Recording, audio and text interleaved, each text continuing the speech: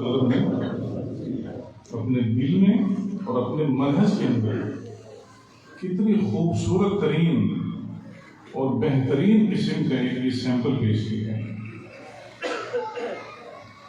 یہ تفرقہ بازی اور ملکی جو صورتحال ہے اس نے ہمیں غیر مسلم کمیونٹی سے بہت دور کر رکھا ہے.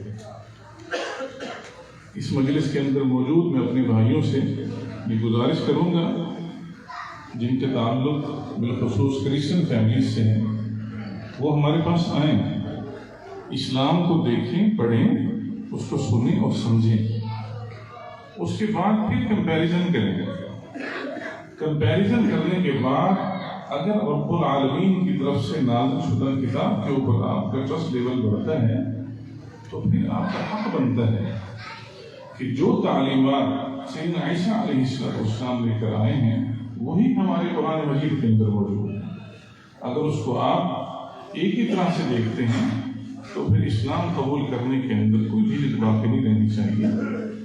اسلام واحد اللہ کا دین ہے جو سابقہ تمام ادیان کے جو اس کا اصولی منہج تھا دعوت توحید کا، ان تمام مناہج کو، ان مذاہب کو لے کر آگے چلا ہے. اور سیدنا نوح علیہ السلام سے لے کر سیدنا عیسیٰ علیہ السلام تک جو سب سے کامن قسم کا جو نقطہ نظر اس دنیا کے اندر بھیجا گیا ہے وہ دعوت توحید. آپ کو ہر مذہب کے اندر کی بنیادی چیزیں ملیں گی. آج کی اس مجلس کے ہمارے خصوصی مہمان ہمارے محترم بھائی عبدالوارث گیل صاحب، میں اسپیشلی طور پر ملتان سے ان کا خطاب سننے کے لیے آیا ہوں اور میرے دل کے اندر ان کی ایک رسپیکٹ موجود ہے اور اس کی بنیاد صرف لا الہ الا اللہ محمد رسول اللہ ہے. دنیا کے اندر خون کے رشتے کے اندر دین کے رشتے کے اندر طاقت ہے. قیامت کے دن بعض رشتے ایسے ہوں گے جو آپ کے خون کے ساتھ تعلق رکھتے ہوں گے لیکن ٹوٹے ہوئے ہوں گے، آپ ان کو گم پائیں گے. لیکن جو رشتہ توحید کی بنیاد پر، لا الہ الا اللہ کی بنیاد کے اوپر ہے، آپ ان رشتوں کو انشاءاللہ الرحمن اپنی جنتوں کے اندر بھی محسوس کریں گے اور اپنی آنکھوں کے سامنے دیکھیں گے. اللہ رب العالمین ہم سب کو قرآن و سنت کے ساتھ جوڑے اور اسی کے اوپر ہمارا خاتمہ بالخیر ہو. اور قیامت کے دن امام الانبیاء جناب محمد صلی اللہ علیہ وسلم کی شفاعت ہمیں نصیب فرمائے. میں دعوت خطاب دیتا ہوں اپنے بھائی عبدالوارث گیل حافظ اللہ.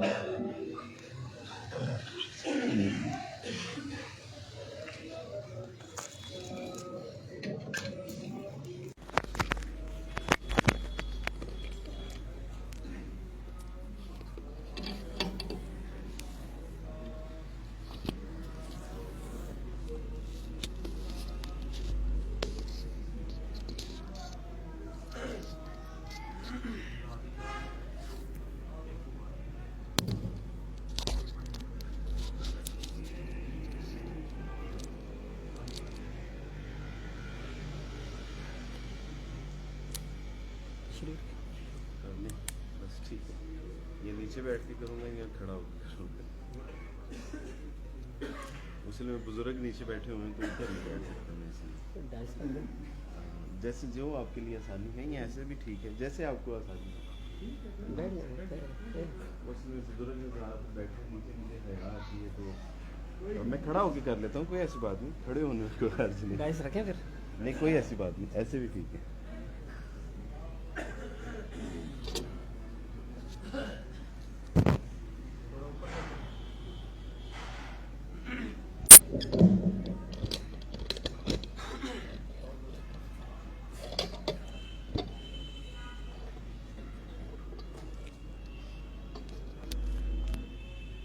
السلام علیکم ورحمۃ اللہ وبرکاتہ.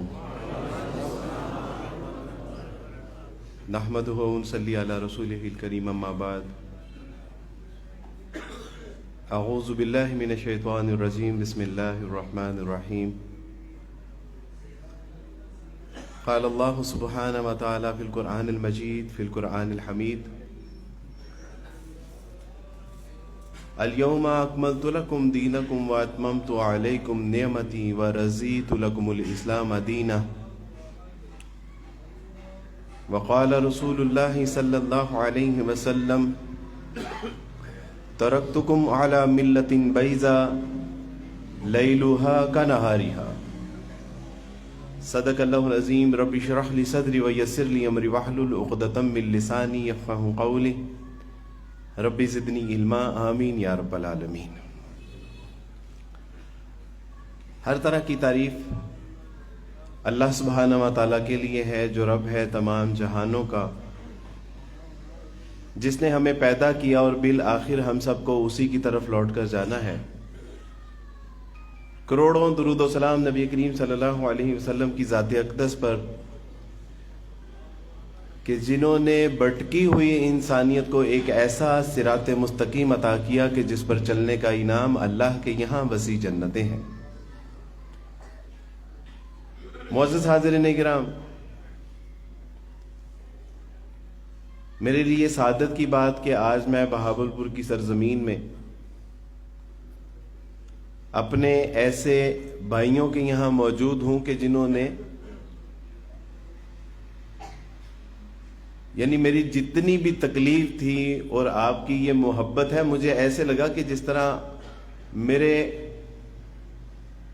جسم پہ پڑے ہوئے پھٹوں کے اوپر کسی نے مرہم رکھ دی ہو، اور وہاں پہ جو تذلیل ہوئی یا کسی درجے میں شرمندگی، بے عزتی، میرے اللہ سبحانہ و تعالیٰ نے اس سے لاکھ نہیں کروڑوں گنا زیادہ مجھے عزت عطا فرمائی۔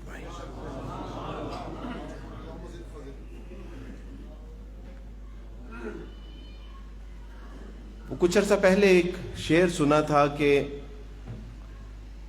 للہ سن سن گالیاں لگتی ہیں اب شہنائیاں، تم کیا جانو راہ حق میں لذت رسوائیاں۔ کہ جب اللہ کی راہ میں آپ پریشانی اٹھاتے ہیں، تکلیف اٹھاتے ہیں، آپ کو شرمندہ اور پریشانی اور تنگی تکلیفوں کا سامنا کرنا پڑتا ہے، تو اللہ سبحانہ و تعالیٰ کے ہاں جو اس کا جو اجر و ثواب ہے نا، وہ یقین جانیے کہ وہ بعض اوقات انسان سوچتا ہے تو انسان کہتا ہے کہ یہ تو کچھ بھی نہیں تھا۔ ایک دوست کا فون آیا اور وہ اسی طرح تسلی قلب کا سامان کرتے ہوئے مجھے فرمانے لگے کہ اللہ سبحانہ و تعالیٰ کے یہاں جب آپ پیش ہوں گے نا عبد الوارث، اور جب آپ کا معاملہ پیش کیا جائے گا کہ اللہ سبحانہ و تعالیٰ جی ایک مرحلہ ایسا بھی آیا تھا کہ جہاں پہ تمام اسلام مسلمانوں کے اوپر اور پاکستان اور قوانین پاکستان کے اوپر تان تشنیع کر رہے تھے، تو وہاں پر آپ کا ایک ایسا بندہ بھی آیا تھا کہ جس نے گواہی دی تھی کہ اللہ سبحانہ و تعالیٰ جی مجھے کسی نے جبراً اسلام قبول نہیں کروایا تھا، اور اس نے گواہی دی تھی کہ اللہ سبحانہ و تعالیٰ جی میں نے وہاں پر یہ گواہی دی تھی، اس نے یہ گواہی دی تھی کہ مسیح علیہ السلام اللہ کا بندہ ہے، اس کا برگزیدہ نبی اور اس کا برگزیدہ رسول ہے، وہ اللہ کا بیٹا نہیں ہے، تو اسے ذلیل و رسوا کر کے نیچے اتار دیا گیا تھا۔ تو جہاں پر اللہ سبحانہ و تعالیٰ آپ پہ اپنی رحمت نازل فرمائیں گے، رسول اللہ صلی اللہ علیہ وسلم کے حوض کوثر سے جو ہے وہ پانی میسر آئے گا، وہیں مسیح علیہ السلام بھی آپ کے حق میں بولیں گے کہ اللہ سبحانہ و تعالیٰ جی جس طرح میں دنیا میں تھا نا، اس نے وہی گواہی دی تھی جس کے سبب سے اس کو ذلیل کر کے اسٹیج سے نیچے اتارا گیا تھا۔ تو آج نہیں آپ لوگوں کے یہاں جب آنا ہوا تو الحمدللہ میں دیکھ رہا تھا کہ وہاں لوگ دھکے دے کے نکال رہے تھے، یہاں مجھے ہار پہنا کے اپنے سینے سے لگا رہے تھے۔ اللہ اکبر کبیرہ۔ روایات میں آتا ہے کہ جب نبی کریم صلی اللہ علیہ وسلم مکہ فتح ہوا، تو جب مکہ فتح ہوا تو بلال رضی اللہ تعالیٰ عنہ سے کہا کہ بلال آپ چھت پہ چڑھیے اور اذان دیجئے۔ تو ایک مصنف نے لکھا ہے کہ بلال نے اپنی زبان حال سے یہ کہا تو ہوگا کہ نبی کریم صلی اللہ علیہ وسلم جی میں اگر صحن حرم سے بھی اپنی آواز بلند کروں تکبیر اللہ کی تو تمام مکہ والوں میں میری وہ آواز گونج جائے گی۔ تو رسول اللہ صلی اللہ علیہ وسلم نے کہا تو ہوگا کہ بلال مکہ والوں کو آپ کی اذان سنانا مقصود تھوڑی نہ ہے، دنیا والوں کو یہ بتانا مقصود ہے کہ محمد صلی اللہ علیہ وسلم اس لیے دنیا میں آئے ہیں کہ یہ ذلیلوں کو عزت عطا فرمائیں، یہ نیچوں کو اونچا کر دیں، یہ پستوں کو بلندیوں پر پہنچا دیں۔ محمد صلی اللہ علیہ وسلم کو تو اللہ نے دنیا میں بھیجا ہی اس لیے ہے۔ تو آج کا یہ منظر دیکھ کے مجھے یقین جانیے کہ میں نے کہا کہ یہ زمانے والے کیا ہمیں گرائیں گے کہ جو ایمان والے ہمیں اٹھائیں گے۔ الحمدللہ رب العالمین۔ میرے دوستو، بھائیو، بزرگوں، لوگ پوچھتے ہیں کہ عبد الوارث بھائی آپ نے اسلام قبول کیوں کیا؟ یہ واقعہ بیان کرنے سے پہلے جو ہمارے یہاں پر مسیحی برادری کے بھائی آئے ہیں، میں ان سے گزارش کروں گا کہ وہ ہمارے یہاں آ کے بیٹھے۔ میرے لیے سعادت کی بات ہوگی، بلکہ میرے لیے نہیں، ہم پورے مسلمانوں کے لیے سعادت کی بات ہوگی کہ وہ یہاں پہ ہمارے بیچ میں، ہمارے سامنے، ہمارے ساتھ بیٹھیں، تاکہ دنیا والوں کو یہ ہم پیغام دے سکیں کہ ہم غیر مسلموں کو پیچھے نہیں دھکیلتے، ہم غیر مسلموں کو اپنے سینے کے ساتھ لگاتے ہیں۔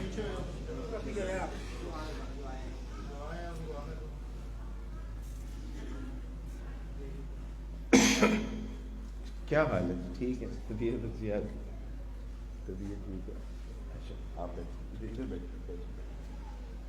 اور ہے ہمارے بھائی کوئی تو وہ بھی آگے آ جائیے۔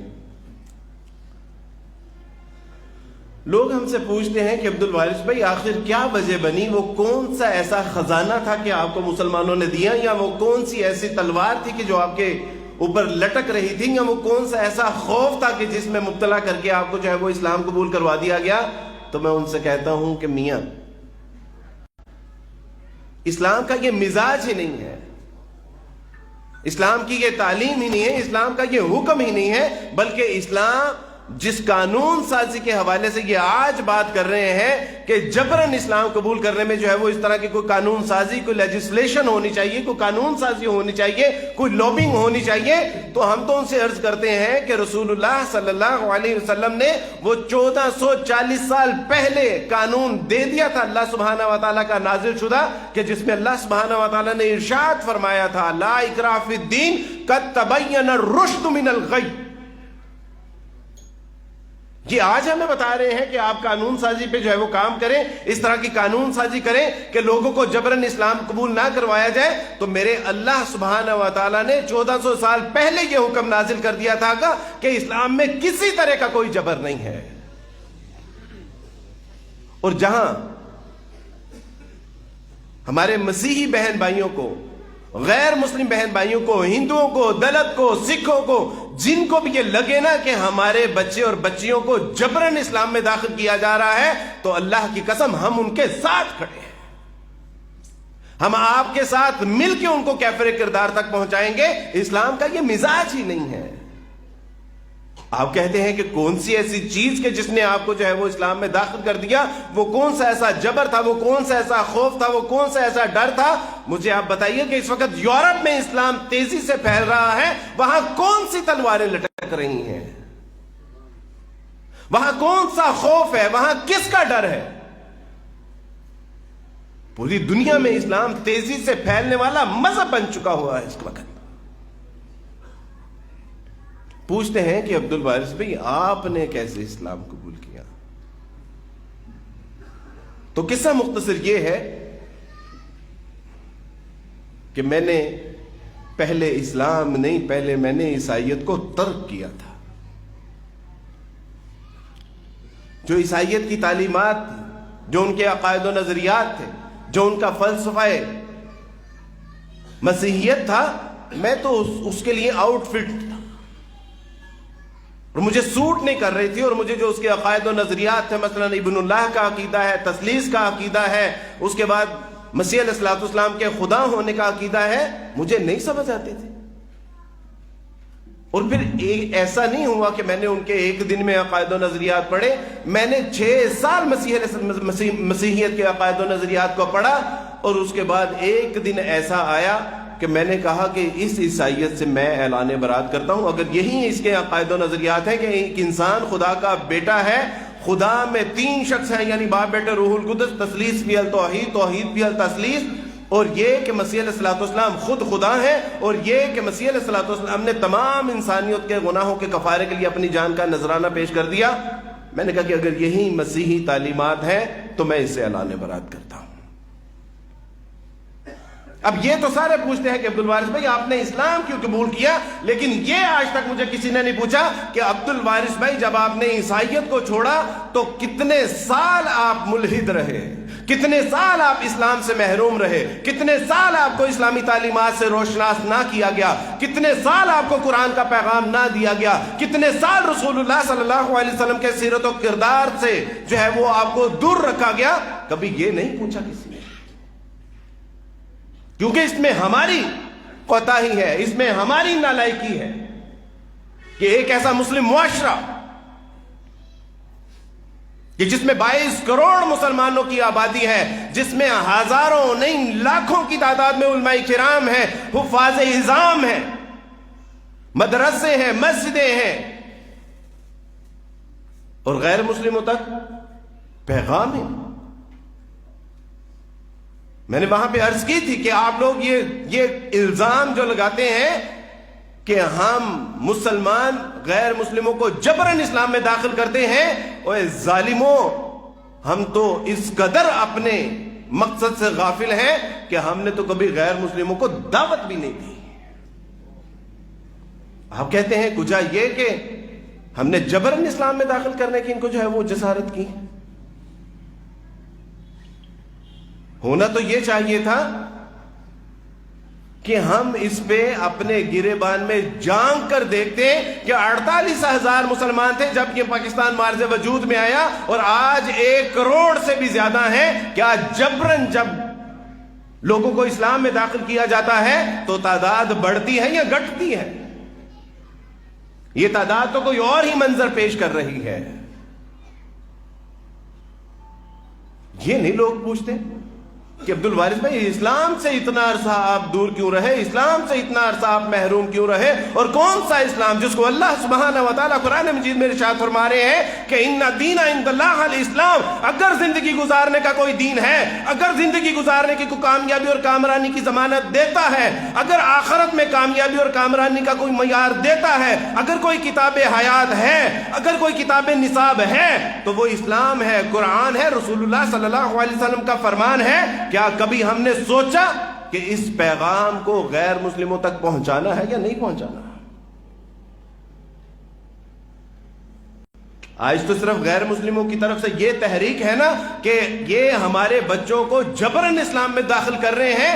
کل کو یہی حشر والے دن آپ کے خلاف جو ہے وہ یہ الزام لگائیں گے کہ اللہ سبحانہ و تعالیٰ جی جن کو آپ نے امت وسط بنا کر بھیجا تھا، جن کو کہا تھا کہ اب یہ تمہاری ذمہ داری ہے، جن سے کہا تھا کہ کنتم خیر امت اخرجت للناس تأمرون بالمعروف وتنہون عن المنکر، جن کو کہا تھا کہ بلغوا عنی ولو آیا، اے اللہ سبحانہ و تعالیٰ جی یہ تو اپنے مکان، دکان، کاروبار اور خاندان میں اس قدر مبتلا تھے، اس قدر مدہوش تھے، اس قدر بے ہوش تھے کہ انہوں نے تو ہمارے بچے اور بچیوں تک پیغام بھی نہیں پہنچایا. آج یہی سبب ہے کہ دوزخ کی آگ میں جوک در جوک ہم ڈالے جا رہے ہیں. سیالکوٹ میں ایک بچے نے مجھ سے کہا کہ عبد الوارث بھائی آپ نے ہم تک پہنچنے میں اتنی دیر کر دی کہ ہم تک پیغام اسلام کا پیغام پہنچانے میں کہ میری 3 نسلیں جہنم واصل ہو چکی ہیں. تو میں نے اس سے کہا کہ میرے عزیز، جو شکایت تمہیں مجھ سے ہے نا، مجھے بھی اپنے مسلم معاشرے سے یہی شکایت ہے. میرا خود باب زمانہ عیسائیت میں حالت کفر میں اس دنیا سے رخصت ہو گیا. کہ جو شکایت تمہیں، وہی شکایت مجھے اس معاشرے سے ہے کہ یہ جبراً اسلام میں داخل نہیں کرتے، یہ تو اتنے سادہ ہیں، یہ تو اسلام کا پیغام بھی ہم تک نہیں پہنچاتے ہیں. کیوں؟ آخر کیا وجہ بنی؟ کیا اتنی غفلت کا شکار کہ ہمیں یہ بھی نہیں پتا کہ what is the responsibility being a Muslim, ہماری ذمہ داری کیا ہے؟ ہم یہ بھی بھول گئے. اور اس سے آگے بڑھ کے بھی میرے دوستوں بھائیو بزرگوں ایک شکوہ ہے، اور وہ یہ نہیں کہ آپ نے ہم تک اسلام نہیں پہنچایا، اس سے بڑھ کے ایک بہت دکھ بھرا شکوہ یہ ہے کہ ہم نے خود بھی اسلام قبول نہیں کیا. زبان سے کہہ بھی دیا لا الہ تو کیا حاصل، دل و نگاہ جو مسلمان نہیں تو کچھ بھی نہیں. کہ آج ہمارے سیرت و کردار سے ہم خود مسلمان ہیں؟ کیا ہم نے اپنے بچوں کو بتایا کہ اسلام کیا ہے؟ کیا ہم نے اپنے بچوں کو بتایا کہ قرآن کیا ہے؟ کیا ہم نے اپنے بچوں کو بتایا کہ فرمان رسول صلی اللہ علیہ وسلم کیا ہے؟ کیا ہم نے ان کو بتایا کہ اٹھنا بیٹھنا کھانا پینا سونا جاگنا سنت کے مطابق کیسے ہے؟ کیا ہم نے اپنے کاروبار میں اسلام کو داخل کیا؟ کیا ہم نے اپنی معاشرت میں اسلام کو زندہ کیا؟ کیا آج اگر دنیا میں ہم ذلیل و رسوا ہو رہے ہیں تو اس کا سبب کہیں یہ تو نہیں ہے کہ آج ہم مسلمان بھی نہیں ہیں؟ یہ تو بہت دوسرے تیسرے چوتھے درجے کی بات ہے کہ یہ جبرن اسلام میں داخل کر رہے ہیں. میاں یہ تو اسلام کا پیغام بھی نہیں پہنچا رہے، اور اسلام کا پیغام پہنچانا تو دور، ہم نے تو خود اسلام کے اوپر جو ہے وہ اپنی زندگیوں کو نہیں لے کے آئے. آج معاشرے میں دیکھیں، اب تو الحمدللہ ایک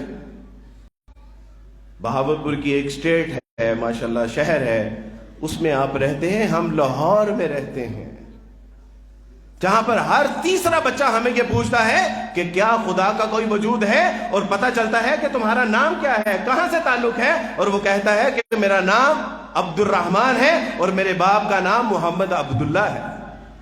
اور عقیدہ کیا ہے؟ وہ کہتا ہے کہ I think God is any handmade thing. مجھے لگتا ہے کہ خدا کوئی ہاتھ سے بنائی ہوئی چیز ہے.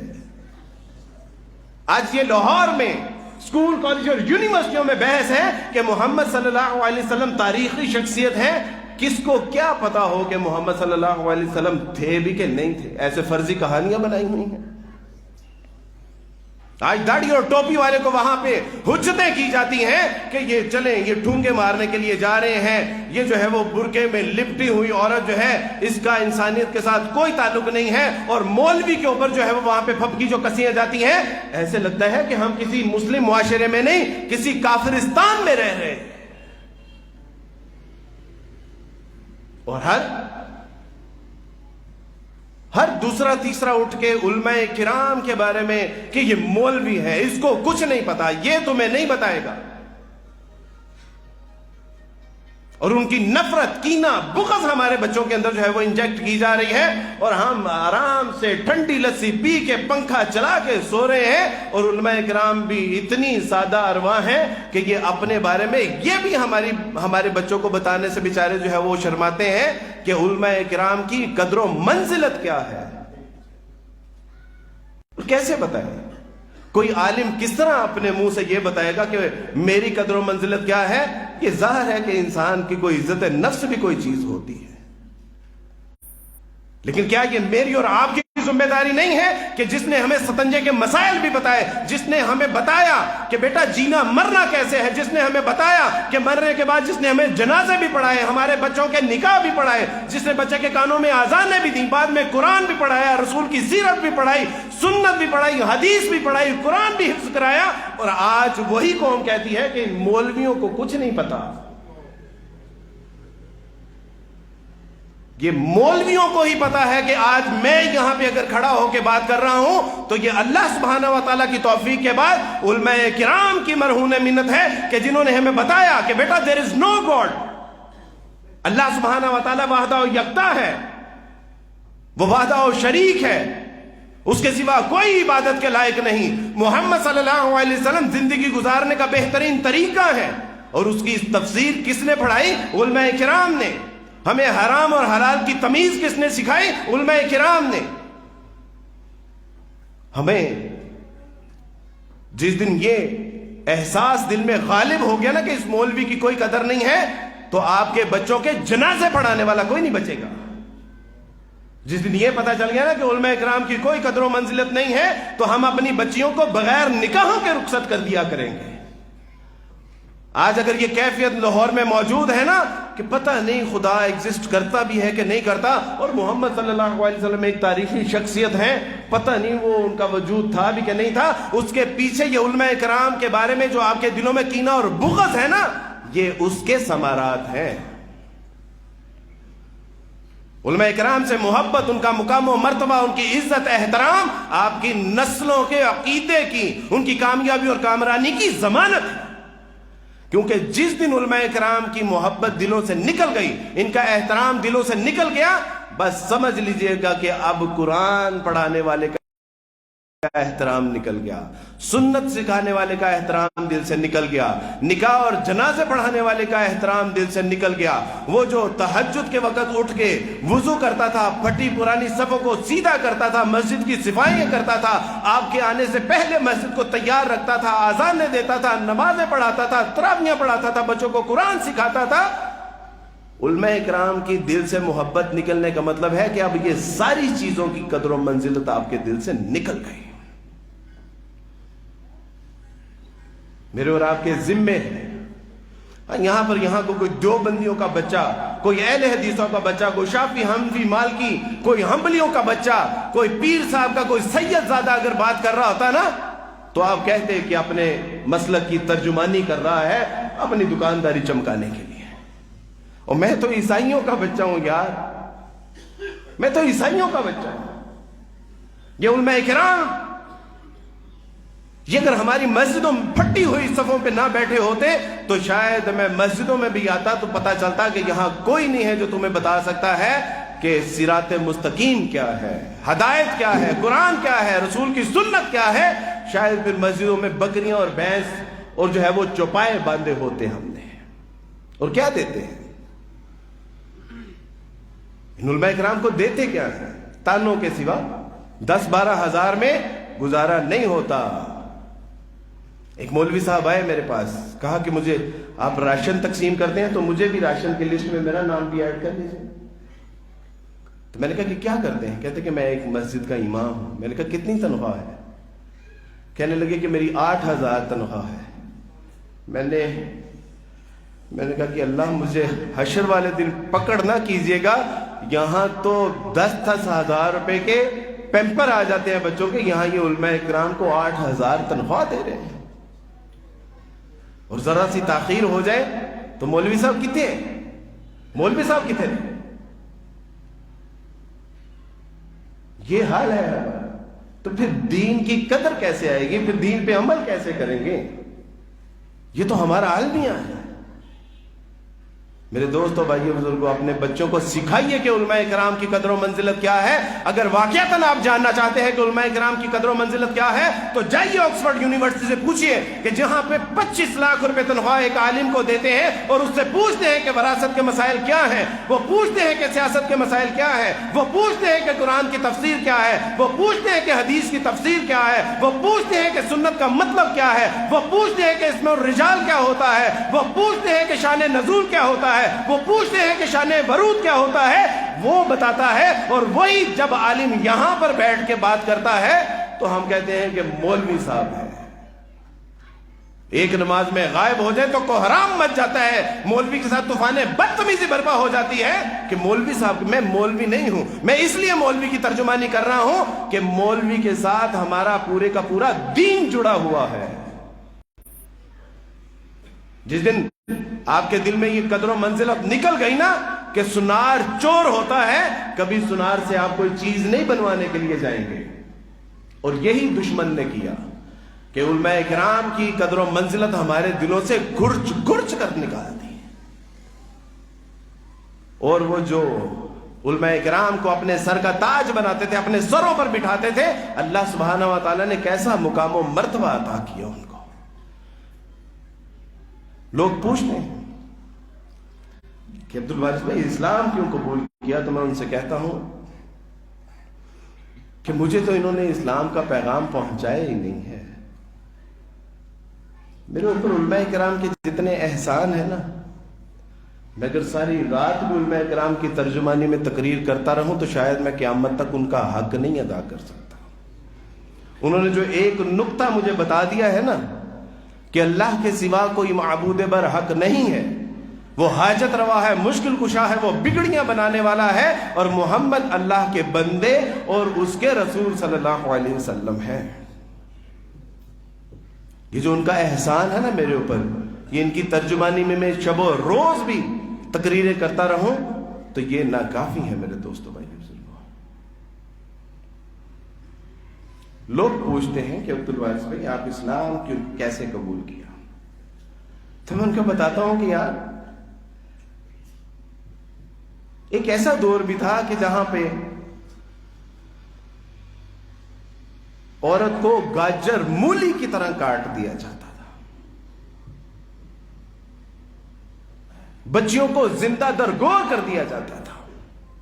ایک ایسا زمانہ بھی تھا کہ جہاں پر ماں باپ کی کوئی قدر و منزلت نہیں تھی، اور پھر اس آنے والے محمد صلی اللہ علیہ وسلم نے بتایا فَلَا تَقُلْ لَهُمَا اُفٍّ،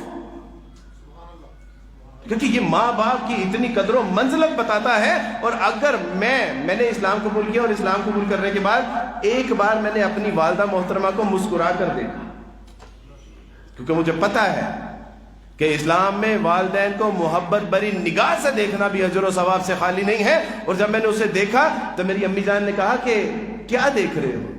تو میں نے کہا کہ امی میں تو اپنی ماں کو محبت بری نگاہوں سے دیکھ رہا ہوں، کیونکہ والدین کو محبت بری نگاہوں سے دیکھنا بھی اجر و ثواب سے خالی نہیں ہے۔ تو میری امی نے کہا کہ بیٹا پہلے تو تم اس طرح کی باتیں نہیں کرتے تھے۔ تو میں نے کہا کہ پہلے امی میں مسلمان بھی تو نہیں تھا۔ آج وہی والدین اپنے بچوں کو اس قرآن سے دور رکھ رہے ہیں کہ جس قرآن نے اس والدین کا مقام و مرتبہ عرش تک پہنچا دیا۔ فَلَا تَقُلْ لَهُمَا اُفٍّ۔ لوگ پوچھتے ہیں کہ عبد الوارث بھائی آپ نے اسلام قبول کیوں کیا؟ تو میں ان سے کہتا ہوں کہ کوئی 33 کروڑ خداؤں کو مانتا ہے، کوئی 3 خداؤں کو مانتا ہے، کوئی 1300 خداؤں کو مانتا ہے۔ دنیا میں 4500 مذاہب کا وجود ہے، لیکن ان میں جو ایک اللہ کو ماننے کا اور ایک اللہ سے مانگنے کا حکم دیتا ہے وہ صرف اسلام ہے۔ میں نے اس لیے اسلام قبول کیا۔ میں اگر ہندو ہوتا تو شاید میں چوزوں کو بھی مان رہا ہوتا، میں چوہوں کی بھی عبادت کر رہا ہوتا، میں ہاتھیوں کی بھی عبادت کر رہا ہوتا، لیکن ان سب سے تو اللہ سبحانہ و تعالیٰ نے مجھے افضل بنایا ہے۔ اور جب ہمیں یہ کہا جاتا تھا کہ یہ بھی خدا ہے، یہ بھی خدا ہے، یہ بھی خدا ہے، تو سمجھ سے بالا تر تھا کہ اتنے خدا کیسے ہو سکتے ہیں؟ اور اگر یہ زیادہ خدا ہوں، ہم تو 2 بعض اوقات پارٹنر ہوتے تھے تو ہم دونوں میں لڑائی ہو جاتی تھی کہ نہیں میرے مطابق ہوگا، وہ کہتا تھا نہیں میرے مطابق ہوگا۔ اور اللہ سبحانہ و تعالیٰ اگر 2 سے زیادہ ہوتے تو کیا یہ کائنات کا نظام اپنی جگہ پر قائم دائم رہتا؟ قطعاً نہیں۔ اور اسلام نے کہہ دیا کہ نبی کریم صلی اللہ علیہ وسلم ان سے کہہ دیجئے قل هو اللہ احد، there is no God، اللہ سبحانہ و تعالیٰ وحدہ و یکتا ہے، وہ اکیلا ہے، وہ تنہا۔ تم ہمیں کہتے ہو کہ ہمارے خدا جو ہے وہ بھوک پیاس سے جو ہے وہ بلبلائے، وہ روئے، ان کو جو ہے وہ صلیب پر چڑھا دیا گیا۔ اللہ سبحانہ و تعالیٰ تو اللہ الصمد ہے، وہ ہر چیز سے بے نیاز ہے، اس کو کسی چیز کی احتیاج نہیں ہے، بلکہ ہر چیز میری اللہ سبحانہ و تعالیٰ کی محتاج ہے۔ لوگ پوچھتے ہیں کہ عبد الوارث بھی آپ نے اسلام قبول کیوں کیا؟ تو میں ان سے کہتا ہوں لم یلد ولم یولد، اسلام کہتا ہے کہ اللہ کو نہ کسی نے پیدا کیا نہ اس سے کوئی پیدا ہوا اور اس جیسا تو کوئی ہے ہی نہیں۔ لیکن ہمارے خداؤں کی تو تصویریں بھی ہمیں بتائی جاتی ہیں، ان کی تقریریں بھی ہمیں سکھائی جاتی ہیں، سنائی جاتی ہیں، ان کو مار بھی دیا جاتا ہے، وہ چیخ و پکار بھی کرتے ہیں، اور بعد میں آپ ہمیں کہتے ہیں کہ یہ خدا ہے۔ جو خدا اپنی مدد آپ نہیں کر سکتا وہ دوسرے کی کیا مدد کرے گا؟ میں کیسے اس خدا کے آگے اپنے ہاتھ پھیلا کے اپنی حاجت رفائی، مشکل کشائی اور بگڑیاں کا سوال کروں؟ لوگ پوچھتے ہیں کہ عبد الوارث بھی آپ نے اسلام قبول کیوں کیا؟ تو میں ان کو بتاتا ہوں کہ ایک وقت ایسا تھا کہ اسلام نے انسانیت کے اوپر اتنا بڑا احسان کیا، اور وہ احسان کیا تھا کہ ایک وقت ایسا تھا کہ جب سابقہ مذاہب میں یہ حکم دیا جاتا تھا کہ دیکھو جب دشمنوں کے اوپر حملہ آور ہو تو ان کو کوئی ذی نفس چیز کو زندہ نہ چھوڑنا، ان کی عورتوں کو قتل کر دینا، ان کے مردوں کو قتل کر دینا، ان کے بوڑھوں کو قتل کر دینا، ان کے جوانوں کو قتل کر دینا، ان کے مذہبی رہنماؤں کو قتل کر دینا، ان کی عبادت گاہوں کو تہس نہس کر دینا، ان کی یہاں تک کہ فصلوں کو مسمار کر دینا، ان کے باغات، ان کے درختوں کو جلا دینا۔ لیکن اسلام جب آیا تو اسلام نے کہا کہ دیکھو جب دشمن پر حملہ آور ہو تو انہی کو قتل کرنا جو تمہارے سامنے تمہارے خلاف تلوار اٹھا کر کھڑے ہوں. عورتوں کو کچھ نہ کہنا, بچوں کو کچھ نہ کہنا, ان کے مذہبی رہنماؤں اور بوڑھوں کو کچھ نہ کہنا, ان کی عبادت گاہوں کو نہ مسمار کرنا, ان کی فصلیں, کھیت کھلیان, یہاں تک کہ ان کے چوپایوں کو بھی کوئی نقصان نہ پہنچانا. انسانیت کے لیے یہ اسلام رحمت بنا کر بھیجا گیا تھا. اور اس کے بعد مجھے پوچھتے ہیں کہ عبدالوارث بھائی آپ نے اسلام قبول کیوں کیا؟ جو اسلام کو پڑھتا ہے, جو اسلام کو پرکھتا ہے, اس کے پاس دوسرا آپشن کوئی نہیں ہوتا. میرے دوستوں بھائی, آج اگر ہم اسلام سے غفلت کا شکار ہوئے پڑے ہیں, آج اگر اسلام سے ہم متنفر ہیں, تو اس کی بنیادی وجہ یہ ہے کہ نہ ہمیں قرآن کا پتہ ہے, نہ رسول اللہ صلی اللہ علیہ وسلم کے فرمان کا پتہ ہے. پڑھیے تو صحیح کہ آپ کے پاس کتنی بڑی دولت اللہ سبحانہ و تعالیٰ نے رکھی ہے. دیکھیے تو صحیح. ایک بار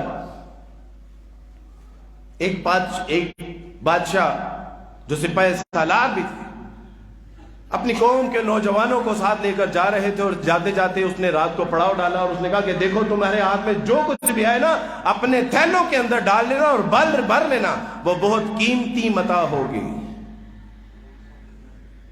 اور کچھ میرے جیسے نااہل لوگ تھے, انہوں نے کہا ایسے ہی بادشاہ سلامت ہمارے گھوڑے اور گدھوں کے اوپر مٹی اور پتھر اور روڑے اور اینٹیں لدانا چاہتے ہیں, اس کا کوئی فائدہ نہیں ہوگا.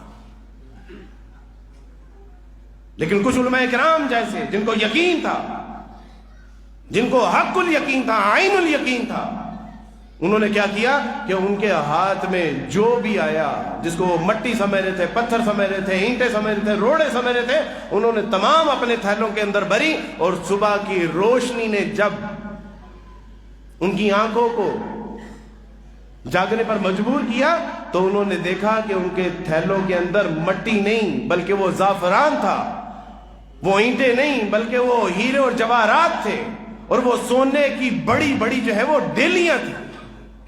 اور جنہوں نے بادشاہ کی بات پر یقین نہیں کیا تھا, ان کے پاس رونے اور دھونے کے سوا کوئی آپشن نہیں تھا.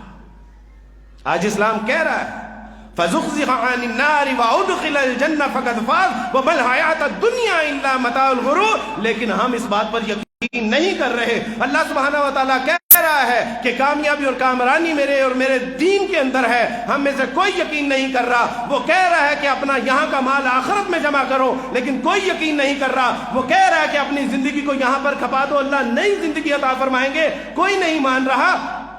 اور آخرت میں ہمارے پاس رونے دھونے اور پچھتاوے کے سوا کچھ نہیں ہوگا. آج وقت ہے ہمارے پاس. لوگ پوچھتے ہیں کہ عبدالوارث بھائی آپ نے اسلام قبول کیوں کیا, اور جب ایک مسلمان پوچھتا ہے تو میرے تن بدن میں تعجب کی ایک لہر دوڑ پڑتی ہے کہ ایک مسلمان کو نہیں پتا کہ عبدالوارث اسلام قبول کیوں کیا. وہ پوچھتا ہے کہ اسلام قبول کیوں کیا. اس کو تو یہ کہنا چاہیے تھا کہ عبدالوارث تم نے اتنی دیر سے اسلام کیوں قبول کیا, کیونکہ اسلام تو خوبصورتیوں کا اور جمالات کا مجموعہ ہے, تم اس سے دور اتنی دیر کیسے رہے. میرے دوستو بھائی بزرگوں, میں کیا اسلام کی خوبیاں آپ کو بتاؤں کہ اسلام وہ دین ہے کہ جس کے ساتھ جو چیز بھی لگ جاتی ہے نا وہ امر ہو جاتی ہے. جب تک بکے نہ تھے تو کوئی پوچھتا نہ تھا, تم نے خرید کر ہمیں انمول کر دیا. ایک عیسائیوں کا بچہ جس کو کوئی اپنے پھٹے کے اوپر نہیں بیٹھنے دیتا تھا, آج آپ لوگوں نے اس کو اپنے ممبر پہ کھڑا کیا ہوا ہے. کوئی نادان لوگ جو مجھے کیا کہا کرتے تھے کہ عبدالوارث بھائی اب وارث تنو کلچے دے دیں گے, ذرا تھوڑا پرے ہو کے کھڑا ہو. آج اسی کو کس کے سبب, کیا میں نے ڈاکٹریٹ کر لیا, کیا میں نے MBBS کر لیا, کیا میں نے برسری کر لی, کیا میں نے کوئی MBBS کر لی, کیا کیا میں نے؟ کچھ بھی نہیں کیا.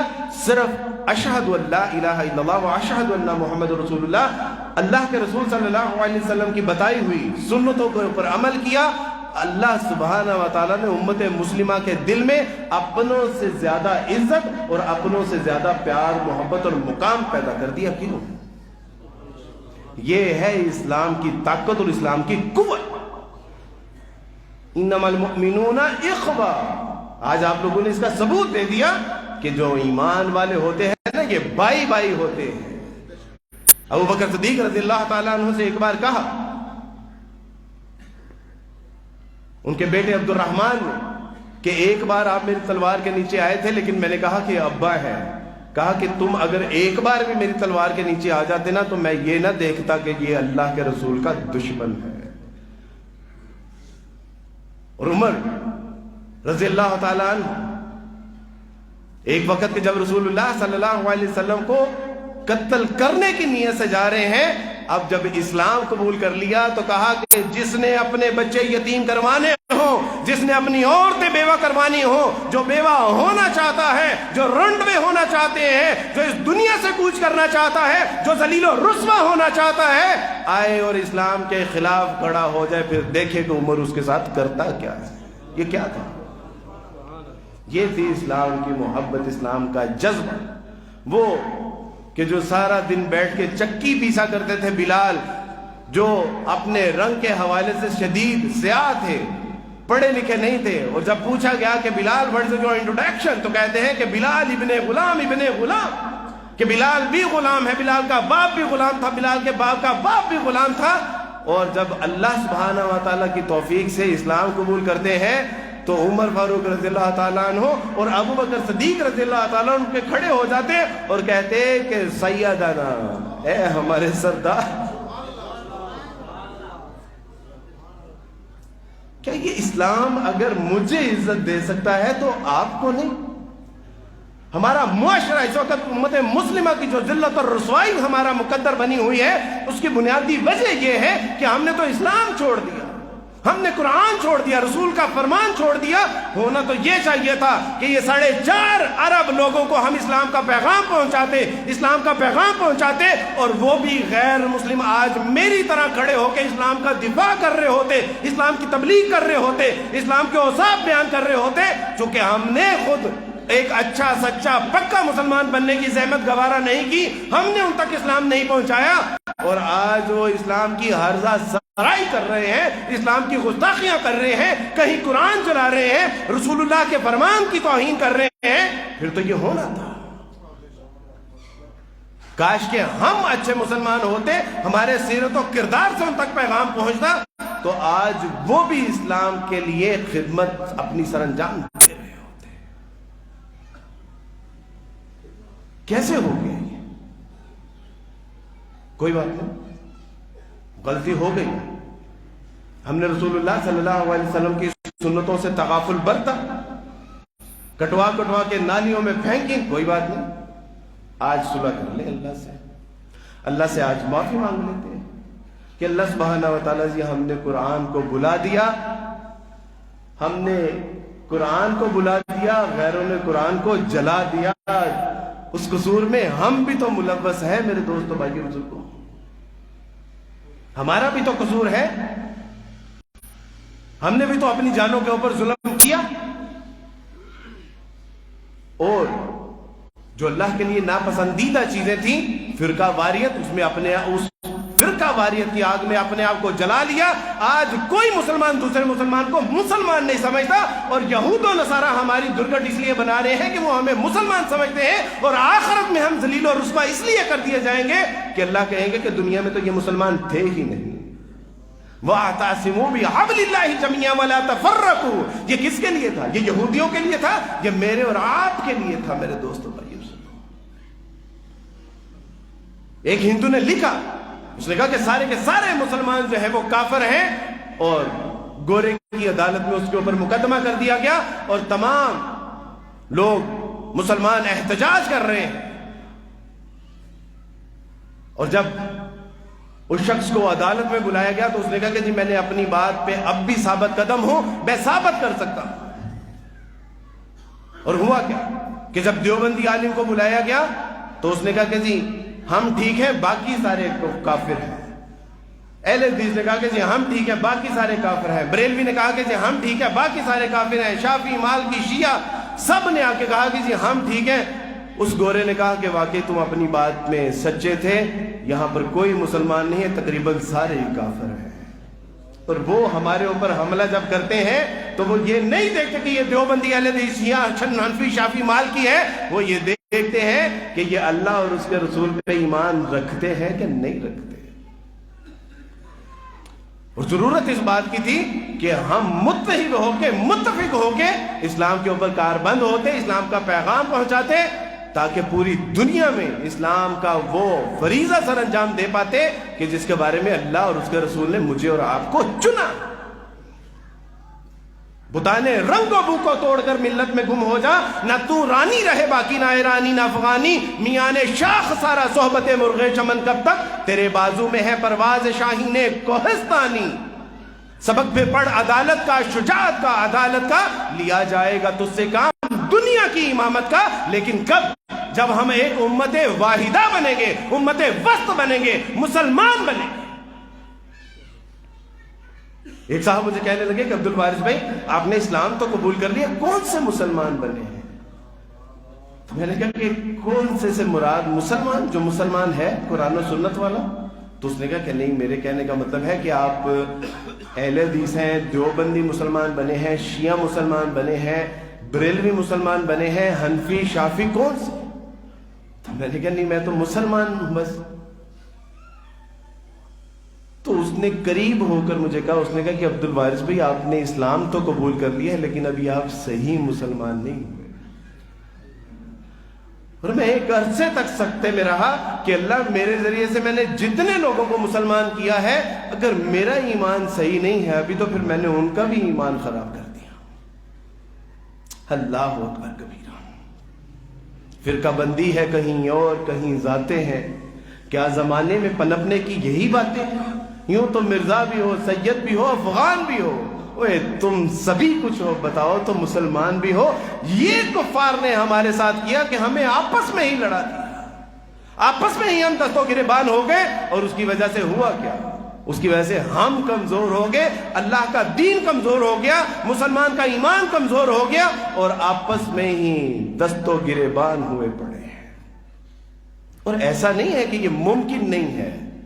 جب پاکستان بنا تھا تو پاکستان بننے کے بعد علماء کرام نے ایک تحریک اٹھائی کہ یہ اسلام کے نام پہ بننے والے وطن میں اسلام کا نظام نافذ کریں گے۔ تو جو بیوروکریسی میں تھے وہ تقریباً سارے جو ہے وہ مسٹرز تھے، ان کا جو ہے وہ سارا ویسٹ ان کا مذہب، ویسٹ ان کا دین تھا۔ تو انہوں نے کہا کہ یہ آپ دین کی بات کرتے ہیں، آپ کون سا دین یہاں پہ نافذ کریں گے؟ بریلویوں کا، حنفیوں کا، شافیوں کا، مالکیوں کا، شیعوں کا، کون سا اسلام نافذ کریں گے؟ اس وقت اللہ سبحانہ و تعالیٰ نے ہمارے بڑوں کو، ہمارے بزرگوں کو سر جوڑ کے بیٹھنے کی توفیق عطا فرمائی، اور 23 نکاتی ایجنڈا ایک بنا تھا کہ جس میں تمام علماء کرام بیٹھے اور انہوں نے کہا کہ یہ 23 نکاتی ایجنڈا ہے، یہ والا اسلام پہ ہم سب متفق ہیں۔ اگر یہ اس وقت ہو سکتا تھا تو آج بھی ہو سکتا ہے، کوئی مسئلہ ہی نہیں ہے، کوئی پرابلم ہی نہیں ہے۔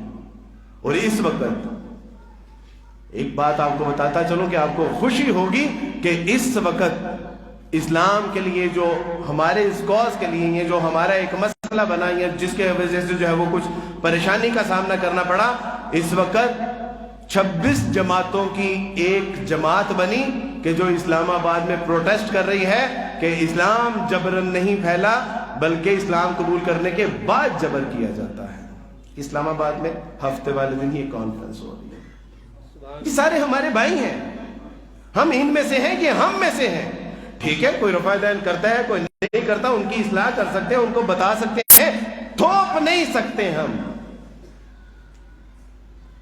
کیا ہمارے گھروں میں کوئی چھوٹا ہوتا ہے، کوئی بڑا ہوتا ہے، کوئی کالا ہوتا ہے، کوئی گورا ہوتا ہے، کیا اس بھائی کو باہر نکال دیتے ہیں؟ کیا اس بھائی کے ساتھ ظلم و ستم کرنا شروع کر دیتے؟ کیا باپ کی وراثت سے اس کو حصہ نہیں ملتا؟ یہ تمام کے تمام میرے دوستوں اس لیے ان سے محبت کیا کریں کہ یہ میرے محمد صلی اللہ علیہ وسلم کا امتی ہے۔ ٹھیک ہے، فروعی مسائل ہیں، ہوں گے، کوئی مسئلہ ہوگا، لیکن وہ اتنا مسئلہ نہیں ہے کہ وہ کفر کی حد تک ہم ان کو پہنچا دیں اور ہم اس سے بات بھی نہ کریں، جبکہ ہم بریلوی دکاندار سے سوتا سلف لے لیتے ہیں، ہم شیعہ دکاندار سے کپڑا تو لے لیتے ہیں، ہم حنفی دکاندار سے جولری تو لے لیتے ہیں، لیکن کیا اس کے ساتھ بیٹھ کے کھانا کھانے کے لیے تیار نہیں ہے؟ ایک یہ بھی مصیبت ہے کہ جس آگ میں انہوں نے ہمیں مبتلا کر دیا. اور پوچھئے بڑوں سے جا کے، علماء اکرام سے جا کے، آپ کے علاقے کے بہت بڑے عالم سلطان محمود جلال پوری صاحب، ان کے بیٹے پروفیسر محمد یحییٰ جلال پوری صاحب جو کہ میرے استاد بھی ہیں، وہ ایک بار مجھے امام ابو حنیفہ رحمۃ اللہ علیہ کے بارے میں کچھ واقعات سناتے سناتے ان کی آنکھوں میں آنسو آ گئے. میں نے کہا کہ پروفیسر آپ امام ابو حنیفہ رحمۃ اللہ علیہ کے بارے میں واقعات سناتے سناتے اشک بار ہو گئے. انہوں نے کہا کہ عبد الوارث اختلاف اپنی جگہ، لیکن ان کی خدمات جو ہیں اس کو صرف نظر نہیں کیا جا سکتا. ہمارے لاہور کے بہت بڑے بزرگ مولانا لاہوری رحمۃ اللہ علیہ، وہ سکھ سے مسلمان ہوئے، اور سکھ سے مسلمان ہونے کے بعد جب اللہ سبحانہ و تعالیٰ کی توفیق سے ہمارے ایک بہت بڑے بزرگ تھے مولانا داؤد غزنوی رحمۃ اللہ علیہ، اور یہ اہل حدیث تھے. اور جب وہ مولانا لاہوری رحمۃ اللہ علیہ ان کے پاس آئے تو چشم فلک نے ایک عجیب منظر دیکھا کہ جو دیوبندی تھے وہ اس دن رفع دین اور آمین بالجہر اور پاؤں ملا کے کھڑے ہوئے، اور جو مولانا کے متعلقین تھے مولانا داؤد غزنوی رحمۃ اللہ علیہ کے، انہوں نے اس دن آمین بالسحر کہیں، رفع دین بھی نہیں کہا. اور یہ دونوں ایک دوسرے کا احترام کر رہے تھے کہ ہم وہاں جا رہے ہیں تو ایسا نہ ہو، اور وہ کہہ رہے تھے کہ وہ یہاں آ رہے ہیں تو ایسا نہ ہو، دل آزاری نہ ہو. علماء کرام سے پوچھئے یہ مسائل ان معاملات میں کس حد تک جو ہے وہ فروعی مسائل میں درگزر کیا جا سکتا ہے. اور کسی کو آپ نے دعوت دینی ہو تو یقیناً انجیکشن سے نہیں اس کو پاس بلایا جاتا، بلکہ چاکلیٹ اور ٹافی دکھا کے پاس بلایا جاتا ہے. ایک تو یہ آپس کے جو جھگڑے ہیں، جو اناد ہے، جو بغض ہے، جس کی آگ میں ہمیں جلایا جا رہا ہے، اور یہ آج کی بات نہیں ہے. آپ کو میں بتاؤں کہ قصور میں ایک مناظرہ ہوا تھا، اور اس مناظرے میں اور میرے اندر صرف ایک راوی ہے جس نے مجھے یہ بتایا تھا. اس نے کہا کہ عبد الوارث بھائی وہاں پہ ایک مناظرہ ہوا، اس مناظرے میں یہ ثابت کرنا تھا کہ اہل حدیث حق پر ہے یا دیوبندی حق پر ہے. ان دونوں کا مناظرہ ہوا اور دونوں میں بحث و تکرار ہوئی، اپنے اپنے دلائل دیے. دلائل دینے کے بعد اس کی ویڈیو ریکارڈنگ ہوئی، اس کے جو ہے وہ سی ڈیز بنی، اور پورے عیسائی علاقوں میں وہ سی ڈیاں تقسیم کی گئیں. تو میں نے کہا کہ اس کا مقصد کیا تھا؟ انہوں نے کہا کہ اس کے آرگنائزر غیر مسلم تھے جنہوں نے یہ سارا خرچہ کیا تھا، اور اس کا مقصد یہ تھا کہ یہ بتائیں کہ یہ تو آپس میں ایک دوسرے کو مسلمان نے تسلیم کرتے، تم ان کے اسلام کو قبول کر کے کیسے مسلمان بن جاؤ گے؟ میری امی نے متعدد بار مجھے کہا کہ یہ بعض لوگ تمہیں مصلی کیوں کہتے ہیں؟ اللہ اکبر کبیر. تو میں نے کہا کہ امی یہ محبت میں کہتے ہیں، جس طرح ہم نعمان کو نومی کہہ دیتے ہیں، یہ مسلم کو مصلی کہہ دیتے ہیں. لیکن کیا مجھے اور آپ کو نہیں پتا کہ یہ مصلی کیوں ہم کہتے ہیں؟ میرے دوستوں، بھائیو، بزرگوں، اسلام اس کائنات کی سب سے بڑی نعمت ہے. قرآن اس کائنات کی سب سے بڑی نعمت ہے. آج اگر ہم نے اس پیغام کو نہ سمجھا، نہ پڑھا، نہ اپنی زندگیوں میں اس کو لے کے آئے، تو پھر ایک وقت ایسا آنے والا ہے کہ اس نعمت کی ناقدری کرنے کی وجہ سے ذلیل و رسوا کر دیے جائیں گے. یہ یاد رکھیے. اور جنہوں نے اس اسلام کی قدر کی تھی، جنہوں نے اس ایمان کی قدر کی تھی، جنہوں نے اس قرآن کی قدر کی تھی، اقبال کہتے ہیں کہ وہ زمانے میں معزز تھے مسلمان ہو کر، اور تم خوار ہوئے تارک قرآن ہو کر. آج ہم نے اس کو چھوڑ دیا. دی اذانیں کبھی یورپ کے کلیساؤں میں، کبھی افریقہ کے تپتے ہوئے صحراؤں میں، شان آنکھوں میں نہ جچتی تھی جہاں داروں کی، کلمہ پڑھتے تھے ہم چھاؤں میں تلواروں کی. تجھ سے برہم ہوا کوئی تو بگڑ جاتے تھے، تیرے کیا چیز ہے ہم توپ سے بھی لڑ جاتے تھے. نقش توحید کا ہر دل پہ بٹھایا کس نے، زیر خنجر بھی یہ پیغام سنایا کس نے. تو ہی کہہ دے کہ اکھاڑا درے خیبر کس نے، چیر کے رکھ دیے کفار کے لشکر کس نے. تھے تو آبا تمہارے ہی مگر تم کیا ہو، ہاتھ پہ ہاتھ درے منتظر فردا ہو. نہیں میرے دوست، آئیے اللہ سے صلح کرتے ہیں کہ اللہ سبحانہ و تعالیٰ جی یہ جو نعمت اسلام ہے نا، اس نعمت اسلام کو دل و جان سے مانیں گے بھی، دل و جان سے پڑھیں گے بھی، دل و جان سے عمل بھی کریں گے اور اس کو آگے بھی پہنچائیں گے۔ ہماری نجات، ہماری آخرت کی کامیابی اور کامرانی اسی میں ہے۔ اپنے من میں ڈوب کر پا جا سراغ زندگی، تو اگر میرا نہیں بنتا نہ اپنا تو بن۔ وہ چلے ہو ایسا سے اسلام دے ہوتے عمل کرنا شروع کر دیو کہ آخرت کی کامیابی اور کامرانی ہے دے بغیر ممکن نہیں گی۔ وہ ذلیل و رسوا کر دیتے جاواں گے، وہ خوار کر دیتے جاواں گے، تباہ و برباد کر دیتے جاواں گے، جنتاں تو محروم کر دیتے جاواں گے۔ وہ چلے ہو کم سے کم اپنی ذات واسطے سوچ لو کہ ایسا سے نہ اسلام دے ہوتے عمل پیرا ہوو کہ اینو اسی غیر مسلمہ تک پہنچانا ہے۔ میرا پیو کہندا مر گیا کہ تو سانو تو کہنا ہے کہ ابا جان اسلام کا قبول کر لو، اسلام ایک اچھا سچا پکا دین ہے۔ اسلام آہد ہے کہ نہ اللہ دے سوا تسی کسی نو مننے نہ کسی کو منگنے۔ وہی تہاڈا حال ہے کہ جتھے ٹہری دے دیو، جتھے قبر دے دیو، اوتھے ہی اللہ دے اوتھے جو ہے وہ غیر اللہ کو منتاں اور مراداں وہ گریہ زاری اور نظر و نیاز منگنی شروع کر دیں دیو۔ وہ منو تو کہنا ہے کہ ساڈے دین دے وچ پردہ بڑا اہمیت دا حامل ہے۔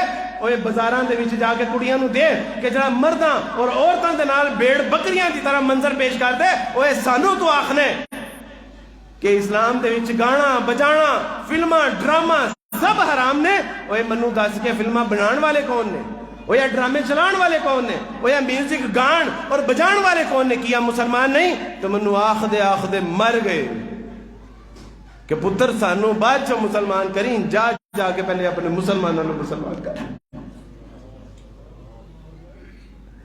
میں راتی سارے واسطے دعا کر رہا لیکن اپنے پیو واسطے دعا نہیں کر سکتا۔ آج بھی میرے دوستوں بھائیوں بزرگوں 4.5 ارب لوگ ساڈا انتظار کرتے پے نے کہ کتھوں اللہ دے بندے آن گے کہ جڑے سانو دسن کہ what is the meaning of life، کہ زندگی دا مطلب کی ہے۔ وہ جڑے سانو دسن کہ صراط مستقیم کی ہے، وہ کتھوں آن گے؟ وہ جڑے سانو دسن کہ ڈپریشن کیوں تاڑیاں زندگیاں چی گئے، تاڑے کو مالو متا بھی ہے، تاڑے کو جائیداد بھی ہے، کاراں بھی نے، کوٹھیاں تے بنگلے بھی نے، سکون نہیں گا، کون دسے گا؟ اوے میرے دوستو بھائیو بزرگو، اوے اسی انہوں جا کے دسنا سی کہ عَلَى بِذِكْرِ اللَّهِ تَطْمَئِنُّ الْقُلُوبُ۔ اوے چلیو گڈیاں کوٹھیاں دے وچ سکون نہیں، اوے اے سکون جائیداداں دے وچ نہیں، مالو متا دے وچ نہیں، کھان پین دے وچ نہیں، رنگین راتاں دے وچ نہیں، نشے اور شراب دے وچ نہیں۔ اے سکون تے میرے اللہ دی ذکر دے وچ اللہ سبحانہ و تعالی نے رکھ چھڑے۔ اوے کون دسے گا انہاں نوں؟ اس وقت پوری دنیا دے وچ سب تو زیادہ وکن والی دوائی اور ڈپریشن دی دوائی کی ہے، ٹینشن دی دوائی ہے۔ ہر انسان ڈپریشن اور ٹینشن دے وچ ہی ہے، اور ٹینشن اور ڈپریشن دا علاج مسلمانوں دے کول سی۔ اوے چلیو نہ تسی آپ اودے تے عمل کیتا، اوے نہ تسی لوکاں تک انہاں نوں پہنچایا، اوے کی اللہ دے حضور جواب دیاں گے؟ آہنے تے سی ہیں کہ اللہ دے رسول تے جان بھی قربانے، اوہ دھاڑیاں قبول کیوں نہیں؟ اللہ دے رسول تے جان بھی قربانے، اوہ نمازہ 5 وقت دیاں قبول کیوں نہیں؟ اللہ دے رسول تے جان بھی قربانے تو رسول اللہ صلی اللہ علیہ وسلم تے سنت، رسول اللہ نے تو ساڑھے کو حالے جان نہیں منگی، اور جدو جان منگے گی اگر اج دے حال دے وچ اسی ہوئے کہ جو ہون ساڑھا اوڑنا بچھونا ہے، اسی نہ جان دے سکانگے نہ مال دے سکانگے اللہ دی راہ دے وچ۔ میرے دوستو بھائی بزرگ نہیں کریں، ہمیں نئے لوگوں تک پیغام پہنچانا۔ یورپ کی سڑکوں پہ ایک بچہ پمفلٹ بانٹتا ایک دروازے کے اوپر جا کے اس نے نوک دی، ایک دروازے کے اوپر اس نے نوک دی، ایک بار، دوسری بار نوک دی، کوئی نہیں نکلا، تیسری بار نوک دی، کوئی نہیں نکلا، اور جب اس نے جانے لگا تو دروازہ کھلا اور ایک بڑھیا جو 70 سال سے زیادہ کی عمر کی تھی وہ نکلی، اور اس نے کہا کہ my dear aunty, this message from the اللہ سبحانہ و تعالی فار یو، میرے اللہ کی طرفوں تیرے واسطے ایک پیغام آیا ہے، وہ تین دینا ہے ایسا۔ اور وہ بڑھیا نے وہ پیغام پکڑا اور اس کے اوپر وہ عربی کی ایک چھوٹی سی کتاب تھی، صراط الجنہ، جنت وال جاندہ راستہ۔ وہ کہتی کہ میں اس کو پڑھنا شروع ہو گئی، 1 صفحہ 2 صفحہ 3 صفحہ 4 صفحہ ساری کتاب پڑھ لی، اور اگلے ہفتے ایک مسجد میں بوڑھیا جو ہے وہ کھڑی ہوتی ہے کہ مجھے پتا ہے کہ مسلمانوں کی عبادت گاہوں میں مردوں والی سائڈ پہ عورتیں نہیں آتی، لیکن میں ایک بچے کو تلاش کر رہی ہوں۔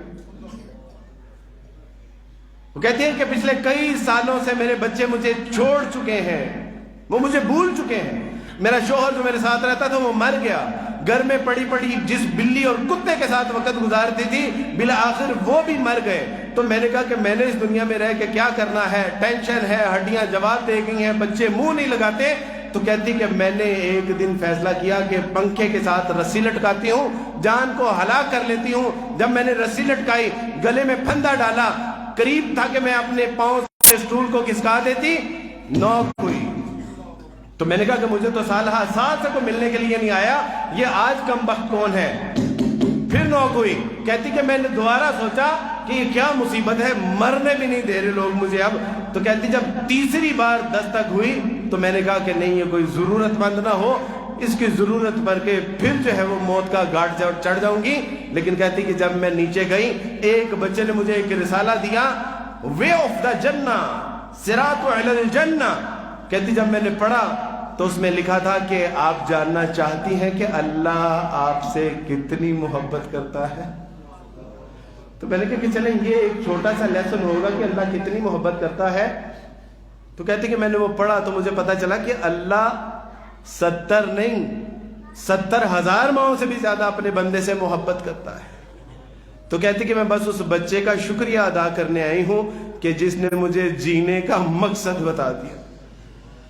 ہم تو اس 12 سال کے بچے سے بھی گئے گزرے نکلے یار۔ کتنے لوگ ہیں جو آج جہالت میں، ضلالت میں اس دنیا سے رخصت ہو رہے ہیں، اور ہم ہیں کہ میٹھی نیند سو رہے ہیں۔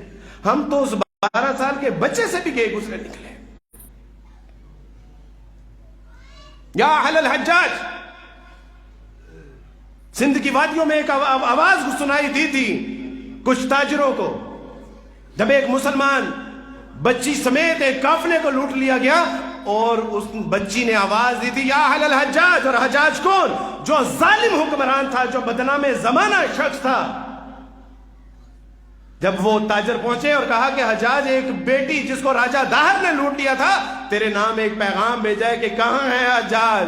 اس کی مسلمان امت کی بیٹیاں جو ہے وہ کفار لوٹ کے لے کے جا رہے ہیں، وہ کہاں ہے حجاج؟ حجاج نے اس دن قسم کھائی تھی کہ اللہ کی قسم جب تک میں مسلمان بیٹی کو بازیاب نہ کروا لوں، میری کمر میرے بستر سے نہیں لگے گی۔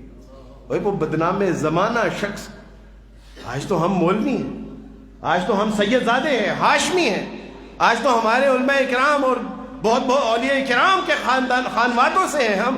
آج ہماری غیرت اتنا بھی گوارا نہیں کر رہی کہ امت کی بیٹیاں دوزخ میں جا رہی ہیں، امت کے بوڑھے بزرگ، گو کہ آپ ان کو امت کا حصہ نہیں سمجھتے، وگرنہ وہ رسول اللہ صلی اللہ علیہ وسلم کی امت کا حصہ ہے۔ کہاں پہ آج؟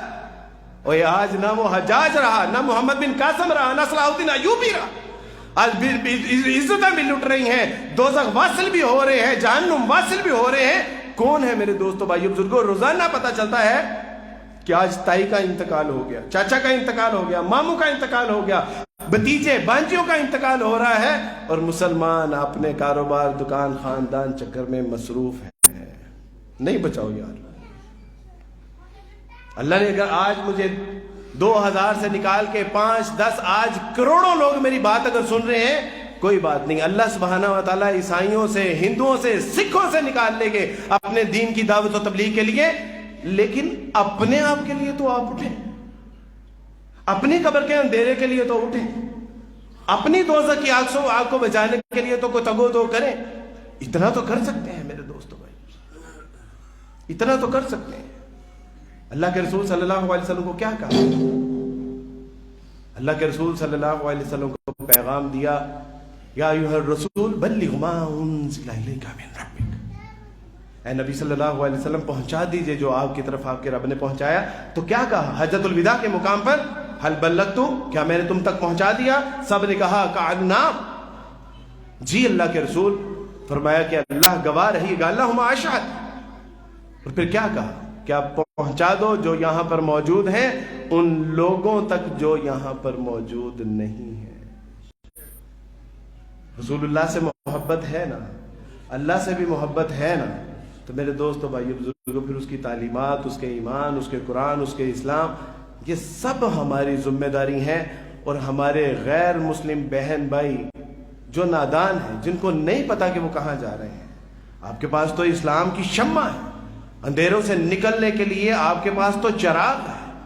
اللہ سبحانہ و تعالیٰ نے تو آپ کی زندگیوں میں چانن کیا ہوا ہے.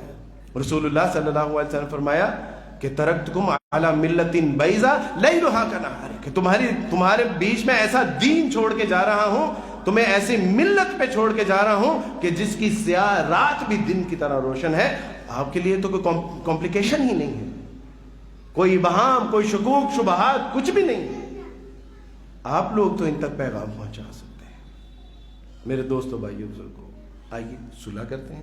استغفر اللہ ربی من کل ذنب واتوب الیہ.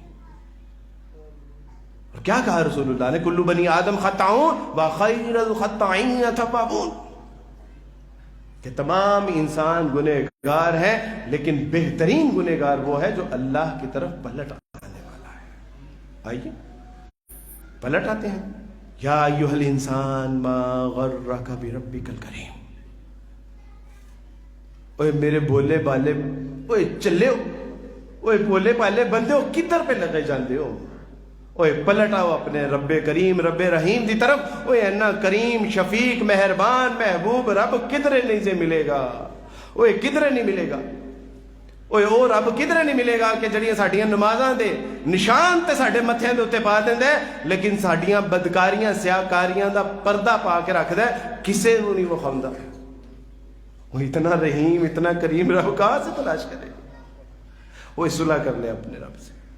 ایک بالشت بڑھیں گے وہ دو بالش پڑے گا, ایک قدم چلیں گے وہ دو قدم چل کے جائیں گے, وہ دوڑ کے آئے گا. ضرورت اس بات کی ہے کہ اس سے صلح کر لیں.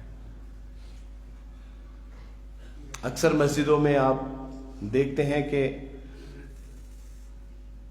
سفیر چندہ مانگتے ہیں. آج میں بھی آپ سے ایک چندہ مانگنے کے لیے آیا ہوں. گھبرائیے نہ. مجھے پتا ہے کہ جب آپ سے اللہ کے نام پہ کوئی چندہ مانگتا ہے تو آپ اپنی جیبوں کو خالی کر دیتے ہیں. مجھے پتا ہے کہ امت مسلمہ کے حوصلے جذبے ولولے کتنے ہیں, لیکن میرے دوستو بھائیو بزرگوں, میں آپ سے پیسے نہیں, میں آپ سے اس بات کی بھیک مانگنے کے لیے آیا ہوں کہ اللہ کے لیے اللہ سے صلح کر لیتے, اور اللہ کا دین پڑھ لیتے ہیں, اللہ کا دین سمجھ لیتے ہیں, اس دین کو پہنچا دیتے ہیں. اللہ کا واسطہ ہے. میں سمجھوں گا کہ میں لاہور سے سفر کر کے بہاولپور آیا تھا اور انہوں نے مجھے جولی بھر بھر کے بھیجا تھا. میرا باپ چلا گیا اس دنیا سے, لیکن یہاں کسی اور کے باپ کو بچا لو, اور غیر مسلموں کو بچا لو. اللہ سے صلح کر لیتے. اللہ سبحانہ و تعالیٰ سے دعا ہے کہ اللہ سبحانہ و تعالیٰ میری آپ کی سچی پکی توبہ کرنے کی توفیق عطا فرمائے اور اس توبہ کو شرف قبولیت عطا فرمائے. استغفر اللہ ربی من کل ذنب واتوب الیہ, استغفر اللہ ربی من کل ذنب واتوب الیہ, استغفر اللہ ربی من کل ذنب واتوب الیہ. وصلی اللہ تعالی علی خیر خلقہ محمد وآلہ وصحبہ اجمعین برحمتک یا ارحم الراحمین.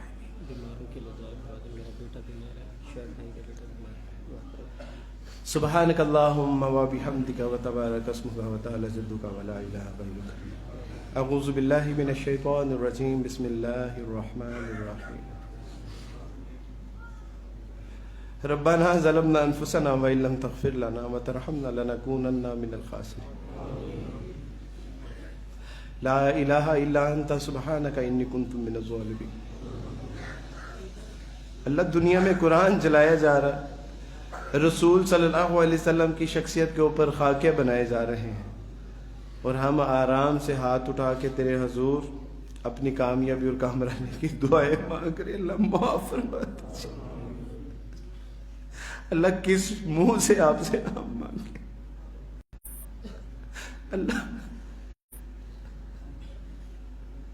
اللہ معاف فرما دیجیے.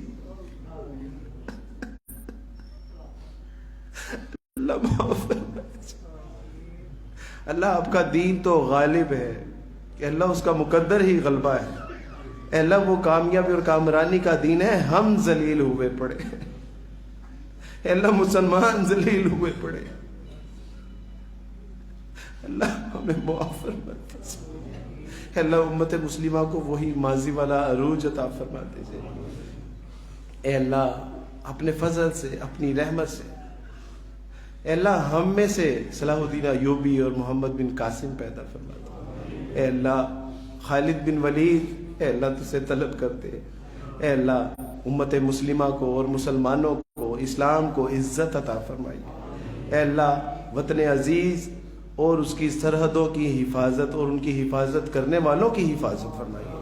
اے اللہ ملک کی قومی سلامیت کے اداروں کی حفاظت فرمائی.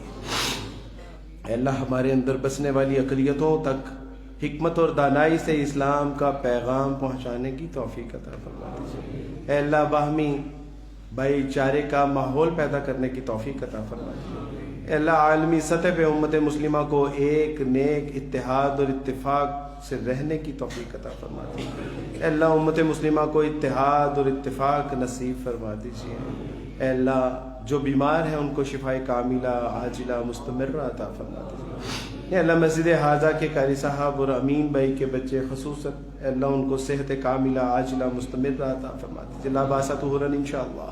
اللہم اشف مرضانا ومرضى المسلمین. اسأل اللہ العظیم رب العرش العظیم ان یشفیک. اذهب البأس رب الناس لا اذهب البأس رب الناس انت شافی لا شفاء الا شفاؤک شفاء اللہ یغادر السقما. ربنا آتنا فی الدنیا حسنہ وفی الآخرۃ حسنہ وقنا عذاب النار. ربنا لا تزغ قلوبنا بعد إذ هديتنا وهب لنا من لدنك رحمة إنك أنت الوهاب. اللهم انصر المسلمين في كل مكان. اللهم انصر المجاهدين في كل مكان. اللهم انصر نصر دين محمد صلى الله عليه وسلم. وصلى الله تعالى على خير خلقه محمد وآله وصحبه أجمعين برحمتك يا أرحم